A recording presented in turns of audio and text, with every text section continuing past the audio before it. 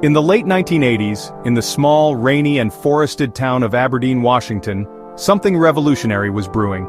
Under the gray skies and economic downturn, the seeds of Nirvana were planted. The band was officially formed in 1987 by two friends, Kurt Cobain and Krist Novoselic. They met in high school, sharing a love for punk rock and a feeling of being out of place in their small town. These shared feelings became the foundation of the music they would create. It became a voice for millions who felt just as isolated and overlooked as they did. The core of Nirvana was the connection between its members. Kurt Cobain was the lead singer, guitarist, and main songwriter, the creative force of the band. His lyrics were deep yet personal, a mix of anger, sensitivity, and sarcasm. Beside him, bassist Krist Novoselic provided a strong melodic bass line that supported Cobain's complex guitar sounds. The drummers were not stable at first, but after Dave Grohl joined in 1990, the band's rhythm became more precise. Grohl's explosive and precise drumming pushed their music to a new level of intensity and power. Their journey from a local band to global fame started in the underground music scene of the Pacific Northwest. They played countless shows in small crowded clubs and bars, honing their craft and building a small but devoted fan base. Their first album, Bleach, was released in 1989 on the independent record label Sub Pop. This album was raw and heavy. It cost only $606.17 to record and hinted at the melodic genius beneath the punk metal surface.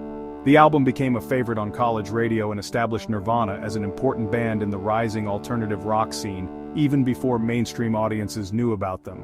The shift from a local band to one on the cusp of something big was fueled by their relentless touring and the growing buzz around their live shows. These performances were legendary for their intense energy and unpredictability.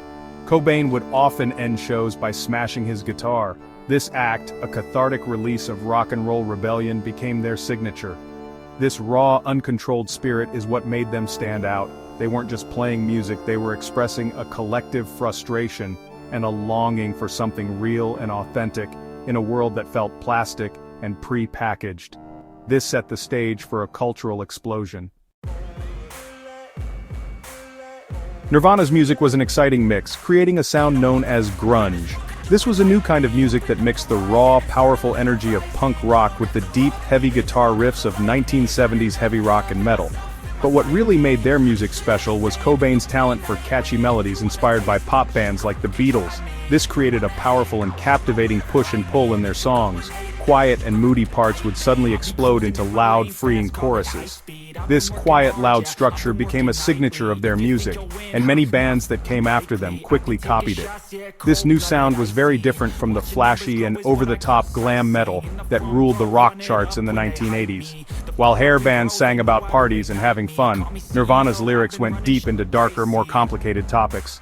Cobain wrote raw and honest lyrics about loneliness, social criticism, feeling left out, and personal pain. It was uncomfortable, yet deeply relatable. He spoke for the worries of Generation X, who were feeling let down by the consumer culture of the time and unsure about their future. His words rang true because they felt real. It was an honest expression without any pretense, which became the definition of mainstream rock music. Their big break came in September 1991, with the release of their second album, Nevermind.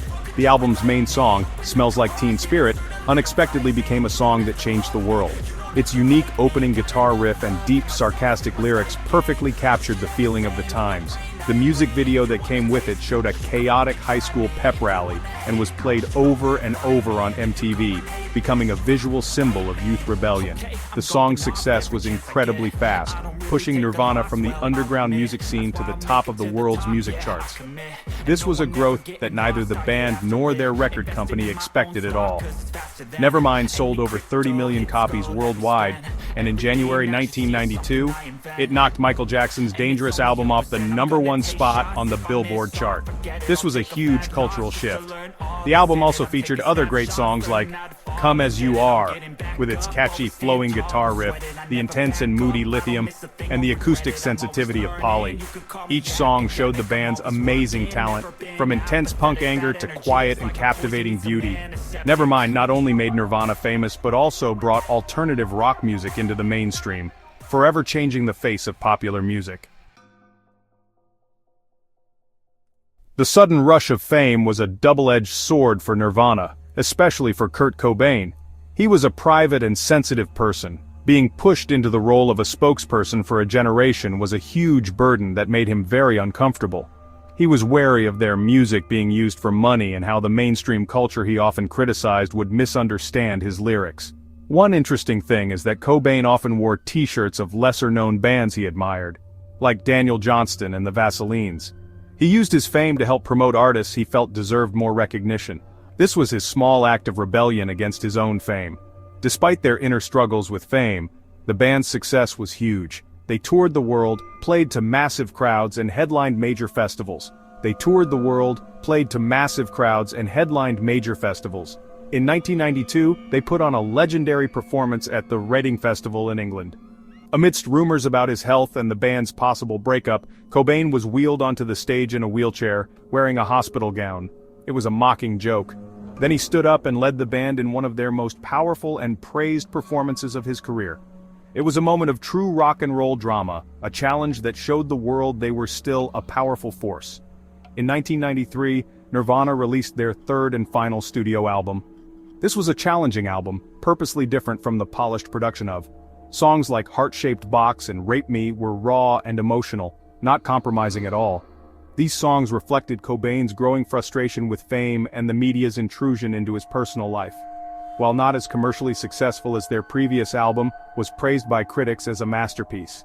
It was a bold and brutally honest artistic expression from a band at the peak of their creative power, but also at the edge of their endurance. One of their most iconic and meaningful performances came in late 1993 with the MTV Unplugged in New York session. Without their usual distortion and loud volume, the band delivered a mesmerizing and melancholic performance.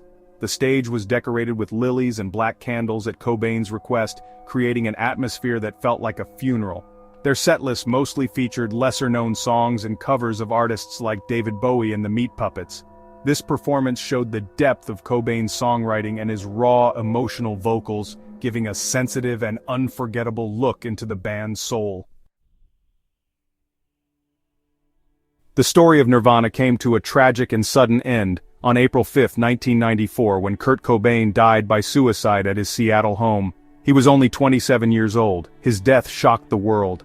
It was a heartbreaking loss for millions of fans, and a sad end to the life of one of rock music's most influential and troubled artists. With the death of the band's lead singer and main creative force, the band broke up right away. The music world had to deal with the loss, and started to figure out how much of an impact Nirvana had in their short but amazing 7-year career. Nirvana's legacy is huge. They changed the rock music scene in a big way. They effectively ended the dominance of glam metal from the 1980s and started a new era of rock and grunge. They showed that real, honest, and emotional music could be a huge commercial success without losing its integrity. Their influence can be heard in many bands that came after them, from Bush and Silverchair to modern artists. They keep getting ideas from their powerful music, which mixes catchy tunes with noise. They opened the door for other rock artists to go mainstream. After Nirvana ended, the surviving members went on to have successful careers of their own. Dave Grohl, who was great at playing drums, became a lead singer and formed the Foo Fighters. This band has become one of the biggest and most loved rock acts in the world. This shows how talented and strong Grohl is. Chris Novoselic kept making music with different projects and became a political activist, using his platform to talk about election reform and other issues. This keeps the anti-establishment spirit alive in a new area. Even decades after their last show, Nirvana's music still connects with new generations of listeners. Their songs are still played on the radio all the time, and their albums are still seen as important parts of music history.